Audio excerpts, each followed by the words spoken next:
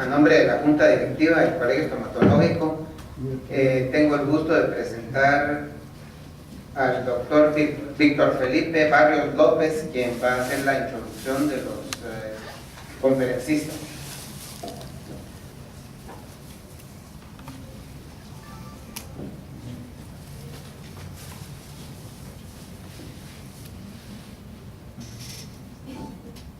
Bueno, pues muy buen día. Mi nombre es Víctor Barrios y para mí es un gran honor venir a presentarme ante ustedes en representación del posgrado en Rehabilitación Oral de la Universidad de San Carlos de Guatemala.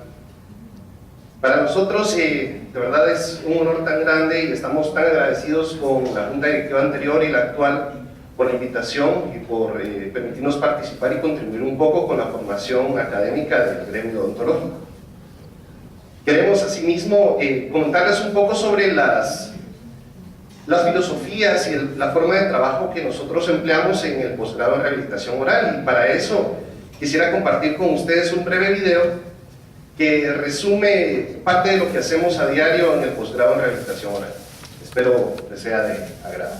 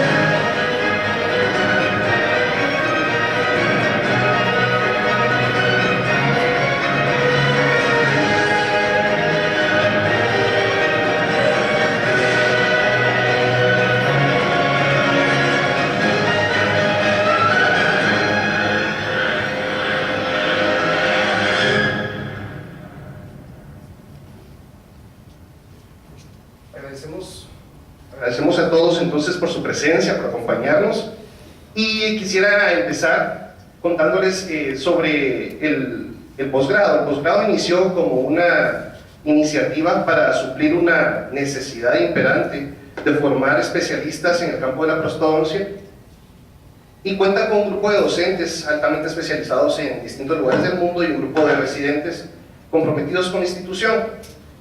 Pero algo que compartimos, que tenemos en común tanto docentes como estudiantes, es una vocación de servicio para la comunidad odontológica y para el pueblo de Guatemala en general. En otras palabras, estamos para servirles. Quisiera iniciar contándoles que la presentación de hoy no va a ser un simple antes y un después, porque venir a presentarles fotografías de cómo empiezan los casos y cómo terminan es muy simple. Pero no tan simple es la serie de pasos que hay que tomar y que hay que seguir para poder llegar a un resultado exitoso. Todos deseamos que nuestros tratamientos sean exitosos, pero realmente, ¿qué es el éxito? Éxito en un tratamiento dental va más allá de simplemente que el paciente no regrese a la clínica con quejas o con molestias del tratamiento que le hicimos. Éxito involucra, según nuestra filosofía, tres aspectos fundamentales. Y estos son: que el tratamiento debe ser contundente para resolver el problema del paciente. El paciente se presenta con una queja principal, pero el tratamiento es uno solo, compuesto de múltiples etapas. Entonces, en cada etapa de este tratamiento debemos ser lo suficientemente contundentes desde el diagnóstico, identificando el problema real del paciente, para luego continuar con un diseño de un plan de tratamiento y una ejecución precisa de este plan de tratamiento, desde cuatro aspectos fundamentales, que es el biológico, el estructural, el funcional y el estético. El segundo aspecto que debe cumplir un tratamiento para ser exitoso es que debe ser también coherente, que es la segunda C, con las condiciones del paciente. ¿A qué condiciones me refiero? Condiciones de tipo ambiental, de tipo emocional, psicológico, e incluso de tipo económico, aunque esta no debe ser una determinante para poder ofrecerle a los pacientes el tratamiento ideal para cada caso. Es nuestra responsabilidad diagnosticar y diseñar planes de tratamiento que resuelvan el problema del paciente, pero que además sean coherentes y, por último y no menos importante, que sean predecibles a largo plazo. ¿Y qué es un tratamiento predecible? Un tratamiento predecible no es simplemente algo que se ve bonito y que nos sentimos contentos con lo que hicimos, no. Un tratamiento predecible, para saber qué tan predecible es un tratamiento, debemos hacer hincapié y énfasis en la importancia de la literatura científica que respalda los tratamientos que nosotros estamos proponiendo y que estamos ejecutando. Porque ¿qué nos diferencia a nosotros de los mecánicos y los técnicos dentales? El conocimiento científico, la ciencia que hay detrás del arte de lo que hacemos. Es por eso que el día de hoy, más adelante van a ver que tenemos para ustedes preparado algo para evitar que precisamente se nos presente fracasos y complicaciones en los tratamientos que efectuamos. Porque a diario vemos tratamientos que es necesario reemplazar o mejorar, y esto muchas veces es a causa de desconocer la longevidad y la predictibilidad de los tratamientos que estamos ejecutando. Es responsabilidad del odontólogo crear un vínculo, establecer el vínculo, ser el vínculo entre la literatura científica y el trabajo y el arte que nosotros plasmamos en la boca de los pacientes. Conocer la literatura, interpretarla, analizarla y ejecutar de manera precisa lo que observamos y lo que leemos en la literatura científica. Entonces, para poder realizar tratamientos exitosos que sean predecibles a largo plazo, es menester conocer la literatura de lo que ésta dice. Es por eso que el día de hoy traemos para ustedes toda la biblioteca de artículos científicos que respaldan las presentaciones que ustedes verán a continuación. Si ustedes pueden tomar una fotografía de esta diapositiva, van a poder accesar a una carpeta de Dropbox donde van a poder tener acceso a todos los artículos de journals importantes que sustentan y respaldan los casos clínicos y las presentaciones que hemos preparado para ustedes. No duden en tomar esa fotografía. De igual forma, si necesitan acceso a estos artículos, pueden enviar un correo electrónico o mandar un inbox a nuestra página en Facebook.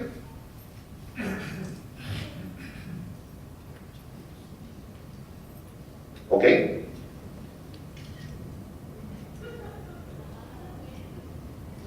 Con respecto a los temas que vamos a tratar a continuación, son principalmente dos. Ambos están relacionados con implantes dentales, que es un tema que poco a poco va ganando auge en nuestro gremio. El primero se llama guías radiológicas y habla sobre un vínculo que debe existir entre una planificación protésica y una etapa quirúrgica en la colocación de los implantes. Una guía radiológica quirúrgica se constituye como ese eslabón que une la prótesis con la cirugía. Entonces debemos comprender conceptos como qué es una guía, para qué sirve, cómo se fabrica, en qué momento se utiliza, qué usos tiene. Entonces estas dudas las van a resolver nuestros compañeros, la doctora Jennifer Sandoval y el doctor Fernando Morales. Y es que muchas veces nos enfrentamos a situaciones clínicas como esta, pacientes que presentan edentulismo parcial y que requieren implantes dentales. Entonces, a través de una planificación, un diseño y una planificación de un plan de tratamiento, pasando por todos los pasos de diagnóstico, logramos obtener un diseño para resolver de forma contundente el problema de la paciente. Y es la guía radiológica la que se constituye como ese vínculo entre esa planificación y el momento quirúrgico de la colocación de implantes para poder lograr resolver el problema de la paciente, que era el edentulismo parcial. Acerca del segundo tema, que va a ser después del coffee break, vamos a hablar un poco acerca de sobredentaduras. Hemos escuchado ese término, pero el día de hoy lo vamos a aplicar hacia sobredentaduras o prótesis retenidas por implantes dentales. Y es que yo creo que todos hemos enfrentado esa necesidad de los pacientes edéntulos, sobre todo del arcada inferior, de una prótesis que se retenga satisfactoriamente.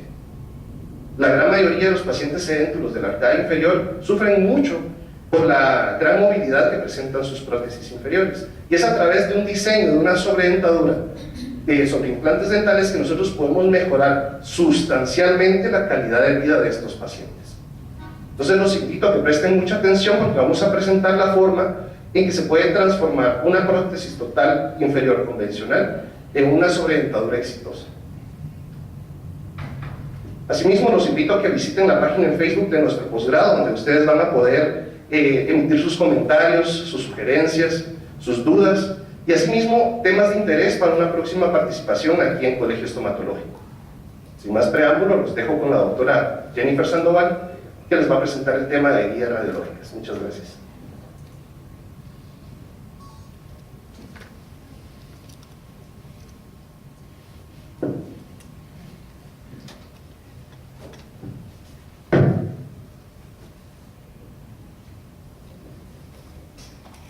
Buenos días, mi nombre es Jennifer Yulisa Sandoval Hernández, soy residente de segundo año del posgrado de rehabilitación oral de la Universidad de San Carlos de Guatemala, y como les mencionó mi compañero Víctor, nosotros con el doctor Fernando Morales les vamos a explicar la fabricación de guías radiológicas, empezando desde un procedimiento de diagnóstico detallado y luego el paso a paso de la elaboración de una guía radiológica que nos permita la planificación de una colocación del implante de manera precisa, de manera predecible y con una guía que realmente es versátil porque tiene varios usos y que es de bajo costo.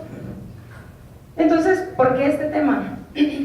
Principalmente porque la colocación de los implantes se ha vuelto cada vez más popular en la práctica clínica diaria de nosotros, cada vez más personas colocan implantes, pero el objetivo de mi conferencia es que coloquemos los implantes dentales de una manera predecible para poder tener resultados óptimos. ¿Por qué? Porque siempre debemos pensar en un implante como la extensión vertical de una restauración previamente planificada. Entonces, comencemos. Lo primero que deberíamos saber es que existen dos conceptos, el concepto de guía radiológica y el concepto de guía quirúrgica. ¿Cuál es la diferencia entre ambos? Principalmente que la guía radiológica es una herramienta diagnóstica que vamos a utilizar junto con la toma de una tomografía computarizada que nos va a servir para brindarnos información tridimensional de la disponibilidad de hueso que tengamos en el sitio que hayamos escogido para la colocación del implante. Entonces, la importancia de la guía radiológica es realizarla de la mejor manera posible para que esta misma guía radiológica se pueda convertir en una guía quirúrgica. La guía quirúrgica nos va a servir para transmitir toda la información que logramos adquirir a través del CONVIM para poderla llevar hacia nuestro momento quirúrgico. Entonces, ¿qué es una guía radiológica? Según el glosario de términos prostodónticos, pues una guía radiológica es una guía que nos sirve para asistirnos en la colocación quirúrgica y en la angulación apropiada de nuestros implantes dentales. Y como les mencionaba, pues todo esto a través de un posicionamiento ideal de los implantes. ¿Y cómo vamos a empezar? Pues como les decía, con una restauración protésica que ya tenemos previamente diseñada y planificada para que podamos reproducir una apariencia estética, placentera y natural. Porque de no ser así, de tener un implante en una posición que no es óptima, vamos a tener que comprometer a veces función, a veces estética, y también pues salud periimplantaria, ¿verdad? Entonces tenemos que tener bien fabricada la guía a través de esta restauración que tenemos previamente planificada. Entonces hay dos clasificaciones de guías. La primera es el tipo de guía según su aplicación clínica. Existen tres tipos: la radiológica, la diagnóstica, la radiológica y la quirúrgica. La diagnóstica pues es el primer tipo de guía.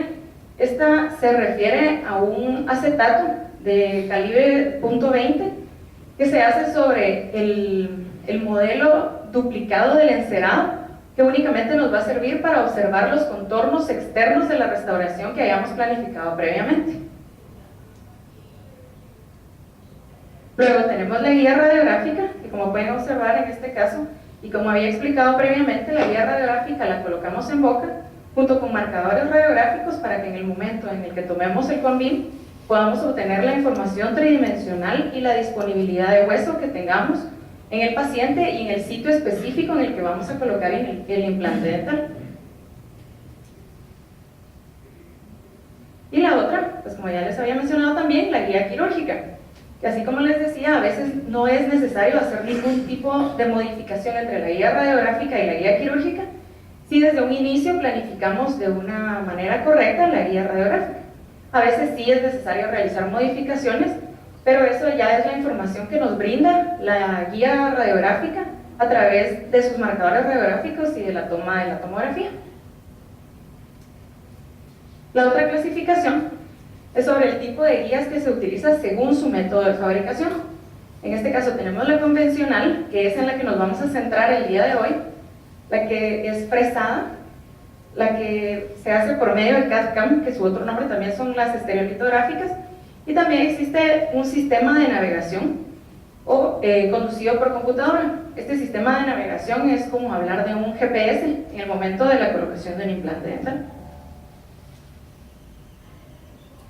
Entonces, ¿cuáles son las características que debería tener nuestra guía radiográfica? Principalmente son 4. La primera, pues que la guía sea completamente estable cuando se coloca en boca. ¿Esto por qué? Porque de haber micromovimientos o cualquier tipo de movimiento y que la guía no esté completamente asentada en la boca, podríamos causar algún tipo de angulación distinta a la que queremos lograr a través de nuestra planificación. Entonces ya nuestra planificación pues obviamente no va a ser precisa y nuestra colocación del implante no va a ser óptima. La segunda, pues que tenga un acceso adecuado durante el procedimiento quirúrgico, como podemos observar en esta fotografía. La siguiente característica muy importante, y por eso les decía que la guía realmente es versátil porque se puede utilizar en otros procedimientos, como lo es la segunda etapa quirúrgica en la que descubrimos el implante. Como pueden observar acá, la guía ha sido confeccionada de tal forma que al momento de colocarla en la segunda etapa quirúrgica podemos identificar en dónde está la posición de nuestros implantes sin tener que hacer un procedimiento muy grande, de elevar un colgajo que vaya a producir al paciente muchas más molestias. Esta característica es mucho más importante cuando estamos hablando de un reborde completamente de déntulo o de cuando hemos colocado muchos implantes y no nos recordamos o no sabemos específicamente en qué sitio se colocaron los implantes, y de esta manera poderle evitar al paciente un segundo procedimiento quirúrgico que sea doloroso. Y pues por supuesto que sea esterilizable, ¿verdad? Porque si la vamos a utilizar varias veces, evitar cualquier tipo de contaminación en cuanto a la guía. Pero ¿cuál es la importancia entonces de que realicemos una guía para poder colocar un implante? La primera, y como les enfatizo, la restauración final, ¿verdad? Va a depender principalmente de los contornos que ya hayamos planificado previamente, y en segundo lugar también, muy importante, la cantidad y la calidad de hueso en el sitio donde queramos colocar el implante. ¿Por qué razón? Porque de manera histórica los implantes se colocaban en los sitios donde había hueso. Nunca se planificaba realmente la posición protésica final que debía tener la restauración, y solo se colocaban los implantes en donde había hueso. Y esto lo que hacía era comprometer nuestro resultado final y comprometía, así como les mencionaba, pues la función, la estética y la distribución de cargas en un implante. Entonces, recalcarles, muy importante, que la colocación de un implante es un procedimiento quirúrgico ante una necesidad protésica. ¿Por qué razón? Pudiéramos colocar un implante y tenerlo bien colocado, pero un implante sumergido y sin ninguna función, sin corona, sin pilar protésico, no nos sirve de nada. O sea que el implante realmente empieza a funcionar en el momento en el que se le coloca una restauración protésica. ¿Cómo iniciamos y cómo planificamos esa restauración? Pues por medio de un encerado diagnóstico. El encerado diagnóstico nos va a llevar al posicionamiento ideal de la restauración mucho antes de discutir la planificación quirúrgica.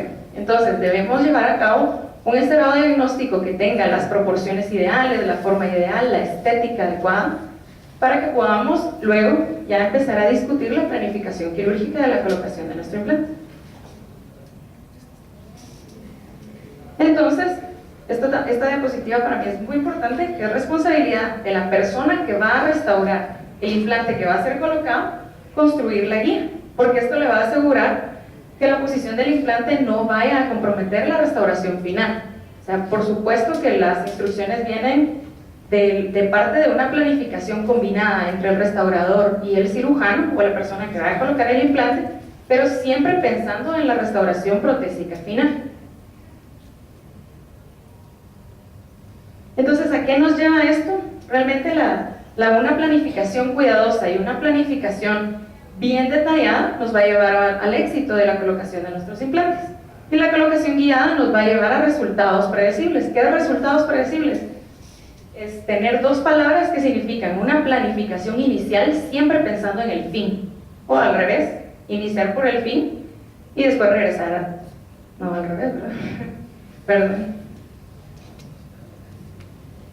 ¿Qué pasa cuando el reborde es completamente dentro y perdemos nuestros puntos de referencia? Es muchísimo más dificultoso colocar una guía que nos pueda decir en dónde colocar los implantes, y mucho más dificultoso porque la cantidad y la calidad del hueso varía de una posición a otra, más porque no sabemos los patrones de reabsorción que ha tenido la persona, porque no sabemos su historia de dentulismo, porque no sabemos en qué posiciones tenemos o no tenemos hueso, y por eso en un reborde dentulo es mucho más importante realizar una planificación precisa de colocación de implantes. Y se dan muchísimos más errores de posicionamiento mientras más implantes querramos colocar de una manera alineada y de acuerdo a las posiciones ideales.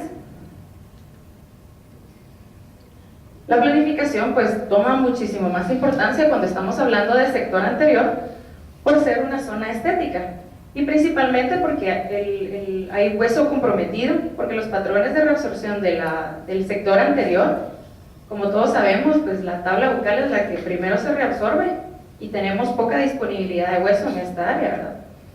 Entonces se justifica con muchísima más razón la elaboración de una planificación que sea más detallada, porque ya en este punto el enfoque tradicional ha quedado obsoleto realmente, y no deberíamos únicamente confiarnos en imágenes bidimensionales. Por ejemplo, en este caso que les presento, podríamos observar que hay suficiente hueso. Según esta radiografía, pues tenemos disposición para colocar un implante, pero como les menciono, es muy importante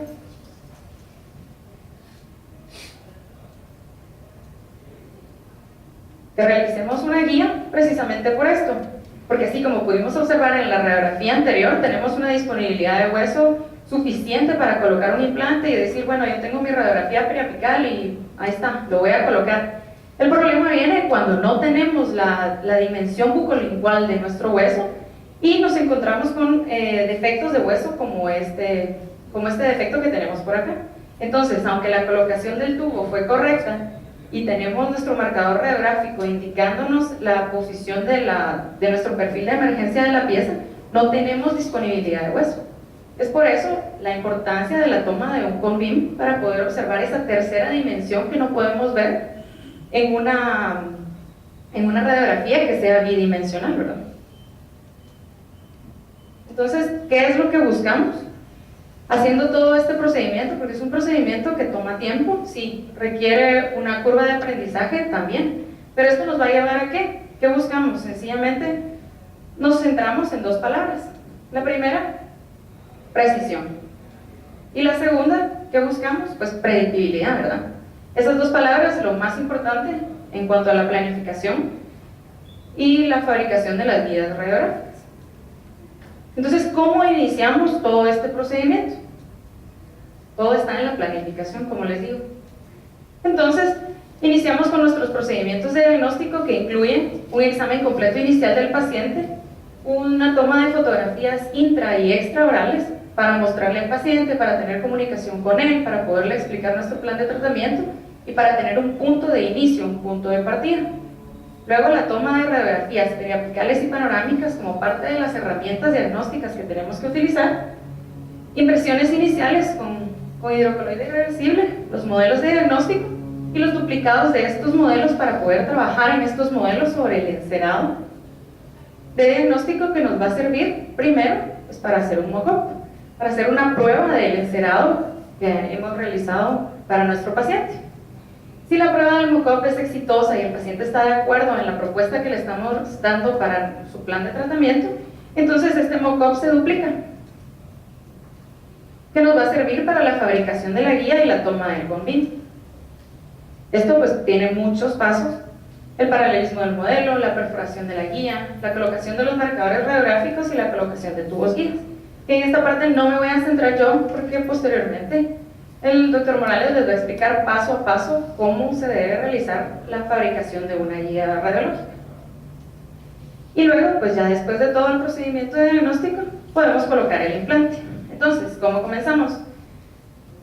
Primero, con un análisis estético, en este caso con las fotografías iniciales del paciente. Tenemos las fotografías de frente y de perfil y en sonrisa, en donde lo que tenemos que observar de nuestros pacientes como parte de nuestros procedimientos de diagnóstico, pues la línea bipupilar, la coincidencia de la línea bipupilar con el horizonte, la línea media, la disposición de las simetrías o asimetrías en su cara. Muy importante también observar el perfil del paciente y pues muy importante en la sonrisa también observar el despliegue del paciente, la forma del despliegue también, porque algunos pacientes, así como él, por ejemplo, tiene un despliegue del labio superior del lado derecho mucho más alto que del lado izquierdo. Entonces siempre observar en las fotografías como un análisis estático, y también funciona muy bien el tomar un análisis dinámico, un video, para poder observar la forma en la que se ríe el paciente, hasta qué piezas muestra él cuando se ríe, todo el despliegue y el análisis que podamos hacer a través de las fotografías y del video del paciente. Posteriormente, y como les mencionaba, un juego de fotografías iniciales que nosotros tomamos. Este no es nuestro protocolo completo de toma de fotografías, pero es un protocolo reducido que nos puede servir para un proceso de diagnóstico.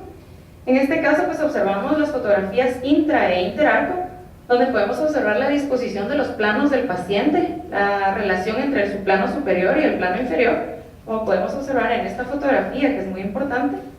Luego, las fotografías oclusales superior e inferior, tomadas con espejo para poder observar todos los procesos a los que el paciente ha sido sometido durante toda su vida. Las múltiples restauraciones metálicas, metalcerámicas, poliméricas y todas las restauraciones que tiene nuestro paciente actualmente en boca. Y luego, la toma de fotografías laterales en oclusión, en donde podemos observar también pues, el estado actual de las coronas metalcerámicas que tiene el paciente, y también pues, la relación, en este caso no evaluable molar, y la relación canina del paciente.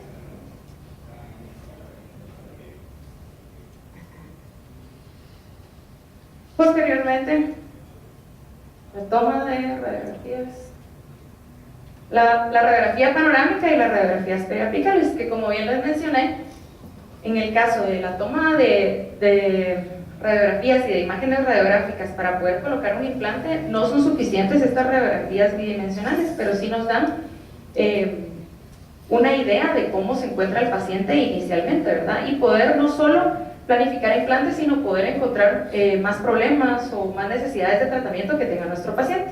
En este caso, y siempre que vayamos a tratar a un paciente que necesite implantes, realizar el estudio radiográfico actual. Entonces podemos observar pues, las diferentes restauraciones metalcerámicas que les mencionaba antes, la falta de piezas en el sector posterior, y pues el motivo de consulta de este paciente, pues que ya él tenía movilidad, decía, en sus puentes posteriores, pero ya van a ver por qué. Luego continuamos con nuestros procesos de diagnóstico.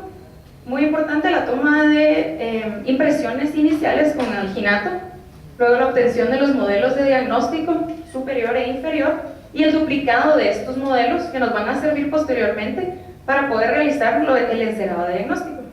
Asimismo, el montaje de estos modelos. Nosotros realizamos nuestros montajes haciendo un registro de arco facial del paciente y llevando este registro de arco facial hacia un articulador. En este caso es un Wimix 2240, en el que ya se relaciona el modelo superior del paciente, y posteriormente realizar registros de relación céntrica, como podemos observar en esta fotografía, para poder relacionar el modelo inferior.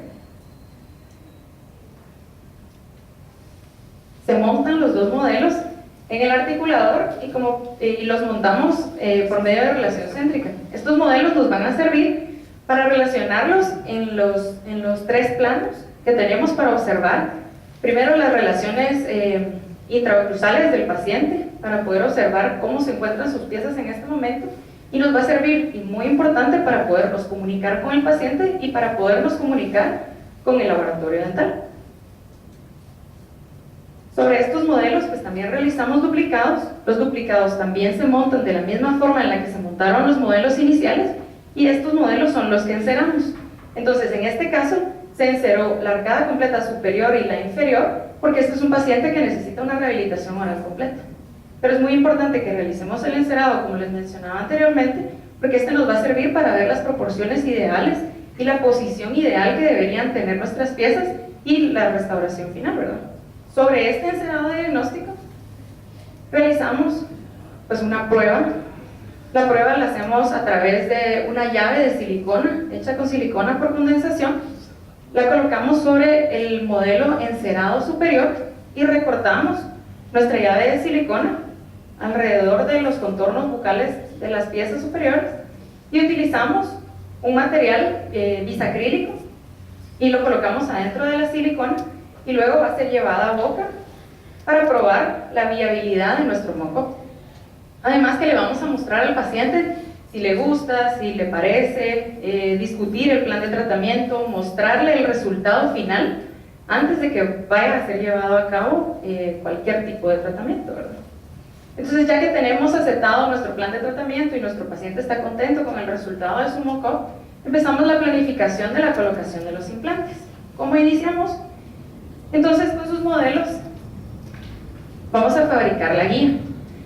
En esta parte de la fabricación de la guía no me voy a detener mucho, porque como les mencioné más adelante se les va a explicar el paso a paso. Pero la fabricación de la guía inicia, y siempre muy importante, con la tripodización del modelo en el que se va a trabajar. ¿Por qué razón? Porque, como les mencionaba, la guía radiográfica puede convertirse en guía quirúrgica. Si es necesario hacer algún tipo de modificación, regresamos a nuestro modelo inicial y a las marcas que se realizan en el modelo, tanto en la parte posterior como en la parte lateral, para poder reorientar ese tubo de ser necesario algún cambio después de descubrirlo, después de la toma de la tomografía, ¿verdad? Pues la fabricación de la guía, utilizamos cera para bloquear los espacios que nos van a servir para realizar la guía. Utilizamos una silicona de laboratorio y obtenemos una guía de acrílico transparente, que, así como les digo, es una guía que realmente es de bajo costo. ¿Por qué razón? Porque todos los materiales que utilizamos para realizar esta guía deberíamos ya tenerlos en nuestra clínica. Estamos hablando de silicona por condensación, silicona de laboratorio, acrílico transparente, fresones, todo eso nosotros lo poseemos en nuestra clínica, por lo que es fácil utilizarlo y poder realizar algo que nos vaya a llevar a la precisión para colocar un implante dental. Entonces, ¿cómo obtenemos este modelo? Este modelo se hace a través de un mapeo óseo. ¿Qué es un mapeo óseo? El mapeo, entonces, nos va a orientar inicialmente, y el mapeo lo hacemos de la siguiente forma. Se utiliza el modelo del paciente. En este caso ya fueron removidas las restauraciones metalcerámicas que tenían la parte posterior e inferior, y sobre este modelo se realiza un acetato de calibre .20, en donde, como pueden observar en esta parte, se realizan perforaciones en los sitios donde se van a colocar los implantes. Se mide con una sonda cada 2 milímetros para realizar una perforación. Se recomienda realizar 2 perforaciones en la parte bucal, 2 perforaciones en la parte lingual, y la más importante, una perforación en la parte crestal. Entonces, como les mencionaba, con una sonda podemos medir cada 2 milímetros la perforación que vayamos a necesitar. Se le colocan pines, en este caso se colocaron pines dobles, se le hace una base, y luego ya se puede seccionar con una sierra o con un disco de laboratorio en los sitios en donde se va a colocar el implante. Con el acetato que hicimos previamente, el acetato se coloca en la boca del paciente y se hacen las mediciones. Puede hacerse o con una sonda periodontal, o puede hacerse también con un finger spreader que tenga un tope de silicona, y vamos registrando las medidas que vayamos obteniendo, presionando la sonda hasta encontrar el hueso.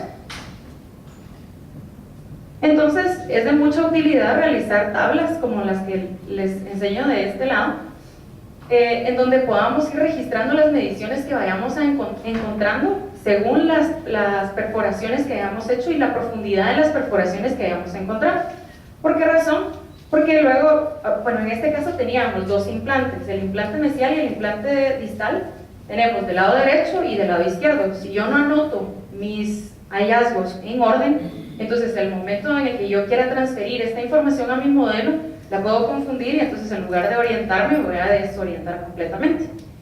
En este caso, todas las mediciones que se encontraron fueron registradas. Como les menciono, la sección del modelo es importante porque se remueve la parte posterior de la que estaba seccionada y se va midiendo con la sonda los hallazgos que fueron encontrados en el momento en el que se sondeó en el paciente y se va marcando de esta forma. Y así se hace con los 5 puntos o más que hayamos decidido realizar en el acetato y en las mediciones que se le hicieron al paciente. Entonces, ¿para qué nos va a servir esto? Pues ya pintamos con un marcador de color rojo la parte que corresponde al tejido blando y con color azul la parte que corresponde al tejido óseo. Entonces esto nos va a servir para podernos orientar de una mejor manera cómo está dispuesto nuestro hueso en la parte posterior. Entonces acá podemos observar que el tubo va a estar colocado en el sitio donde haya más hueso disponible, igual que como observamos en esta otra imagen, ¿verdad? Muy importante también, en el caso de cuando describen la técnica del mapeo crestal o el mapping crestal, a veces se utiliza solo el mapeo para hacer una planificación de implantes. Por supuesto que es muy importante, sí, nos orienta de manera tridimensional, sí también, pero pudiera darnos algunas mediciones que no sean completamente reales. Entonces nosotros lo utilizamos más que todo como parte de la herramienta diagnóstica que es el tomar un condil. Luego de tener la guía ya fabricada y la colocación de los tubos en la posición ideal donde queremos colocar nuestros implantes, probamos la guía en boca. ¿Por qué razón? Por lo que les mencionaba anteriormente, que la guía debe estar completamente estable por 2 razones. Número 1, en el momento en el que se mande al paciente con la guía colocada y se le vaya a tomar la tomografía, que no se vaya a mover la guía, porque si se mueve nos puede dar una imagen diferente y podemos obtener medidas diferentes o una disposición de hueso distinta a la que quisiéramos encontrar. Y luego, para que cuando en el momento de la cirugía sea colocada en boca, tampoco produzca ningún tipo de micromovimiento que nos vaya a cambiar la angulación de la colocación de nuestro implante. Nosotros también tomamos pues esta radiografía periapical donde podemos observar las dimensiones mesiodistales y la disposición de las raíces vecinas, principalmente pues para no lastimar a las raíces vecinas y mantenernos a un margen de distancia seguro y que no tengamos ningún riesgo de perforación o de cambio de angulación. En este caso pues podrán observar que hay un segundo tubo colocado pues hacia una posición más distal, casi sobre el segundo molar inferior de este lado.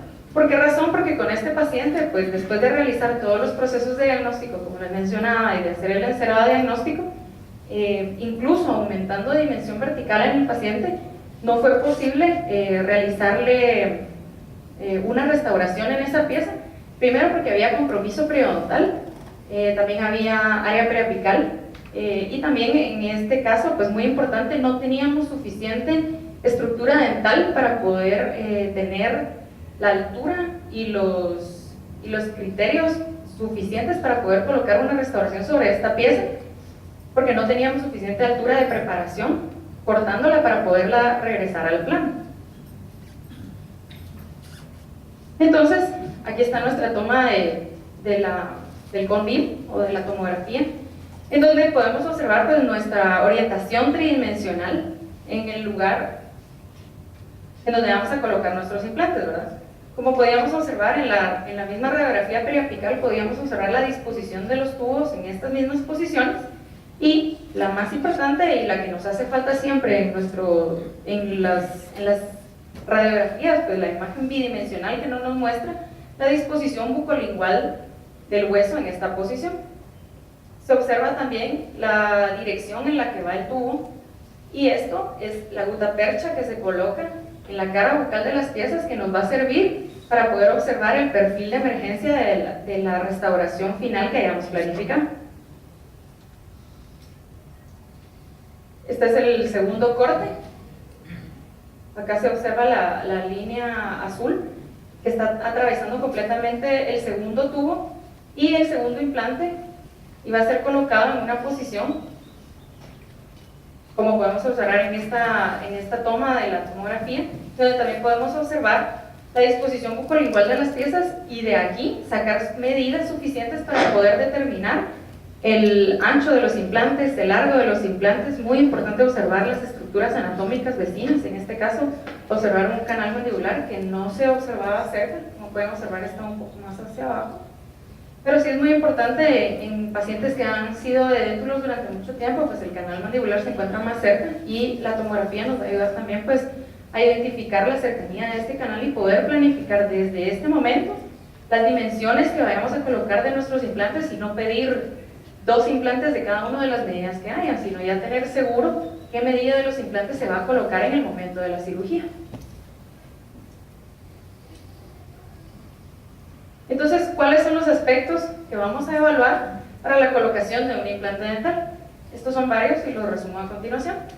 El primero, pues la emergencia interproximal de nuestro implante, que tiene que estar dirigido en el eje axial de la pieza que hayamos decidido restaurar. Por eso es muy importante hacer el encerado diagnóstico y determinar las mediciones y las dimensiones tanto bucolingual como mesiodistal para poder colocar el implante.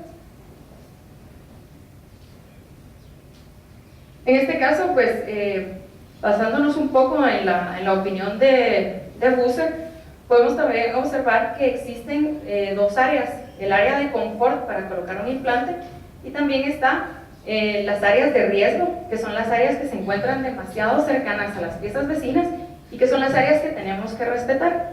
Principalmente, pues porque no podemos estar muy cerca de las piezas, porque entonces al momento de querer restaurar esa pieza, en lugar de tener una pieza con un contorno natural, vamos a tener una pieza con un área de contacto demasiado larga y entonces la higiene del paciente también va a ser muy dificultosa. También muy importante observar que si realizamos un implante que esté muy cercano a una pieza vecina, podemos lastimar a la pieza vecina, ¿no? Y podemos también comprometer la altura del hueso crestal vecino a las piezas que tenemos a la colocación del implante y de esta misma forma perder hueso crestal y perder papilas. Es mucho más crítico cuando es entre implante e implante, la distancia interimplante es mucho más crítica. Entre implante y diente, por lo menos deberíamos tener un margen de seguridad de 2 milímetros para poder alojar todos los componentes restaurativos del implante que vamos a colocar, y entre implante e implante debería haber por lo menos 3 milímetros, hablando quirúrgicamente. Protésicamente por lo menos deberíamos tener 4 milímetros para poder alojar todos los componentes que vayamos a necesitar para restaurar ese implante. Entonces acá nos basamos un poco en el artículo de Dennis Turner, en donde podemos observar que es muy importante la disposición mesiodistal entre implante e implante, que les digo debemos respetar para no perder esta cresta. Si dejamos los implantes muy próximos uno al otro, entonces en el momento en el que haya una remodelación ósea alrededor del implante y de la conexión entre implante y abutment, vamos a perder esa cresta ósea y vamos a perder la posibilidad de tener papila en esa área. Entonces ya no se va a ver tan estético, porque aquí, si los colocamos demasiado cerca, la resolución va a ser lineal, entonces no vamos a lograr llenar ese espacio, ni aunque logremos contornear el tejido con un provisional, no se va a poder llenar el espacio con tejido blando y se va a ver un espacio vacío, ¿verdad? Aquí hay otro ejemplo de la distancia interimplante. Este es el sector inferior, también muy importante para poder restaurar los contornos naturales de las piezas en este sector. Otro aspecto importante pues es tratar de lograr un paralelismo, más que todo en el mismo segmento, para que en el momento en el que debamos tomar impresiones, en el momento en el que querramos realizar la restauración de esas piezas, no sea tan dificultoso el procedimiento protésico. También la posición incorrecta o la exposición del implante, en este caso, cuando un implante no está colocado de una forma correcta, existe gran riesgo de reabsorción de la tabla bucal, en este caso por ser implantes del sector anterior. También si el implante no está rodeado de encía queratinizada, pues también existe el gran riesgo de que se pueda empezar a exponer el implante, como podemos observar en este primer implante, que ya se empieza a exponer el cuello del implante, ¿verdad? Entonces es muy importante tomar en cuenta la dimensión bucolingual, que es la que nos brinda la tomografía, y poder colocar el implante en una posición óptima, por lo menos dejando 2 milímetros de espacio entre la tabla bucal y la colocación del implante. Si el implante se coloca demasiado bucal, entonces, como les mencionaba, tenemos el riesgo de reabsorción de la tabla bucal y de exposición del implante. Y esto es muy importante más que todo en el sector anterior, porque muchas personas con despliegue alto, incluso con despliegue bajo, hay que tener mucho cuidado de no perder la tabla bucal para no exponer el implante y que el diente sobre ese implante quede demasiado largo cervicoincisalmente. Y luego tampoco podemos colocar el implante demasiado palatino, porque para devolverle los contornos bucales a esa pieza vamos a tener que realizar un cantilever demasiado bucal, y entonces la higiene del paciente va a ser muy dificultosa. Entonces, al no tener higiene, otra vez acumulación de placa, perimplantitis y muchos problemas que trae consigo no colocar el implante en una posición ideal. Entonces, lo que deberíamos hacer, pues acá también tenemos zonas de confort, que es la zona verde, y también tenemos zonas de riesgo, como podemos observar acá, en donde deberíamos colocar el implante por lo menos 1 milímetro por detrás de la zona en la que están los perfiles de emergencia de las piezas vecinas. Esto es más importante, como les menciono, en el sector anterior. Posteriormente, pues la colocación subcrestal, o en otras palabras, la dimensión apicocoronal, que mucha gente deja de lado porque más importante, pues colocarlo mesiodistal, que quede justo en el centro, colocarlo justo en el centro bucolingualmente, pero nadie le pone atención a la dimensión apicocoronal. Entonces, existen problemas si el implante queda demasiado sumergido. Usualmente se trata de que el implante quede a 3 milímetros de donde hayamos elegido dejar el cenit de nuestra restauración final para poder construir un perfil de emergencia que se observe natural. Y si se deja demasiado subcrestal, no podemos copiar ese tejido blando, tenemos dificultad en la toma de impresión, tenemos dificultad en la conexión de nuestros aditamentos protésicos, y en el momento en el que queramos restaurar esos implantes, pues va a ser muy difícil, ¿verdad? Como les menciono, también en la dimensión apicocoronal tenemos zonas de confort y zonas de riesgo, como se observan en estos cuadritos. Entonces, lo importante es, como les mencionaba, poder tener bien claro, y por eso nos sirve mucho el encerado diagnóstico, poder tener claro en dónde vamos a dejar el cenit de nuestra restauración final para poder colocar de ahí la plataforma del implante. Entonces, respetar estas zonas de confort en las 3 dimensiones, bucolingual, mesiodistal y apicocoronal, nos va a resultar en una plataforma del implante colocada en una posición ideal, permitiendo una restauración estética con un tejido blando estable y soporte a largo plazo, para tener pues nuestra colocación completamente precisa y predecible a través de todos los procedimientos diagnósticos que les he mostrado anteriormente. Entonces, ahora les vamos a enseñar la parte que ya no les mostré, que es la fabricación de la guía radiológica paso a paso.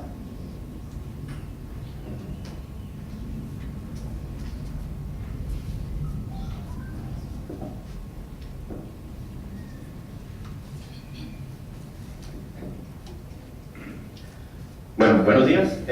Mi nombre es Fernando Morales. Yo les vengo a hacer una presentación. A mí me tocó darle pues la parte más bonita, que es la fabricación de la guía radiográfica, que a su vez la podemos convertir en una guía quirúrgica para poder utilizarla en la colocación del implante.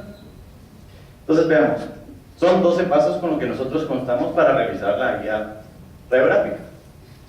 Les voy a presentar unos casos clínicos en los cuales nosotros vamos a desarrollar el paso a paso, del 1 al número 12, la confección y la fabricación de las guías quirúrgicas.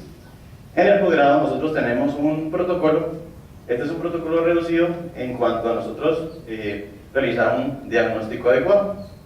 Tomamos fotografías extraorales, intraorales, la radiografía panorámica, que es de suma importancia, como lo mencionó la doctora Sandoval, y ya procedemos a tomar los modelos iniciales. Nosotros utilizamos el alginato hidrogon 5, que nos da mayor tiempo de trabajo, tiene una excelente estabilidad dimensional. Seguido de ello, procedemos a la fabricación de los modelos iniciales, en los cuales nosotros hacemos el vaciado en la universidad utilizando esta máquina, que es una máquina en la cual nosotros podemos hacer el vaciado. Consta de 10 programas, los programas ya los tenemos, valga la redundancia, programados en la universidad, son 30 segundos, utilizando las proporciones adecuadas. Pesamos el yeso, debe tener lo que son 150 gramos de yeso, 42 mililitros de agua. Procedemos a hacer el recorte de los modelos y entonces ya obtenemos lo que son nuestros modelos iniciales, tanto el modelo superior como el modelo inferior. Seguido de esto, nosotros hacemos una toma de registro de arco facial. Como mencionaba la doctora, nosotros hacemos un montaje estético tomando como punto de referencia la línea bipupilar con el brazo horizontal del arco facial.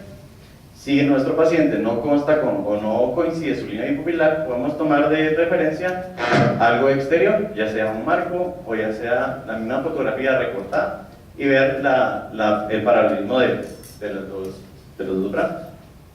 Seguido de ello, empezamos a fabricar lo que nosotros es nuestro registro intermaxilar. En el registro intermaxilar del modelo inicial inferior, colocamos vaselina de manera de que nosotros, al momento de hacer nuestro rodete con una resina acrílica, podamos retirarla, colocar un rodete de cera, hacer una muesca, colocar un adhesivo dentro del rodete y poder hacer el registro con nuestra silicona para tomar registros, de manera de que esta quede retenida dentro de la muesca, pueda ser retirada y pueda ser llevada a un articulador semiajustable. Seguido de ello, como mencionaba la doctora Sandoval, es de suma importancia montar nuestros modelos, un modelo inicial y un modelo de trabajo, en el cual nosotros representamos los movimientos y podemos evaluar cómo se puede comportar nuestro paciente en el articulador. Seguido de ello, pues procedemos a hacer lo que es el mock-up del encerado diagnóstico. Este encerado le tomamos una llave de silicona